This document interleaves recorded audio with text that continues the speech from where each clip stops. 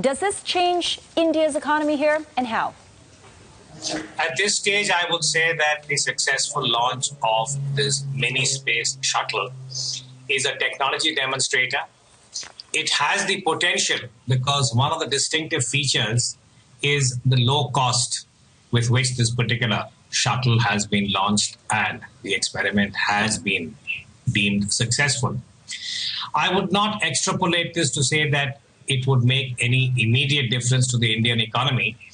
But in the long term, India could emerge as a credible player as far as the use of space shuttles are concerned in a number of applications. So to that extent, I think the economic returns or the economic benefits to India are for the long term and not for just now.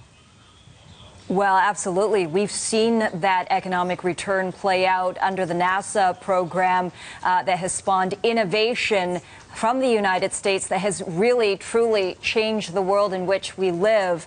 But still, India is only spending a fraction of what NASA spends a year. $19 billion budget for NASA.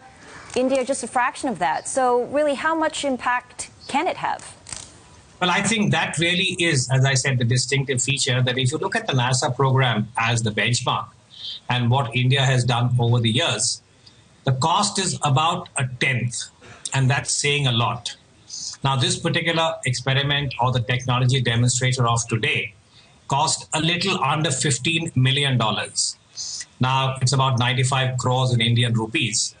Now, if you look at the comparable figures for the other countries that have preceded India as far as space shuttles are concerned, and this includes the United States, Russia, France, Japan, China, you do observe that India's real advantage, what it brings to the table, is the ability to get a much higher return in terms of the domain capacity or capability for the fiscal investment. And I think as we go ahead over the next decade, if India is able to position itself appropriately, I think there is going to be an enormous benefit both for India and a number of countries that would like to take advantage or benefit from the low-cost option that India provides.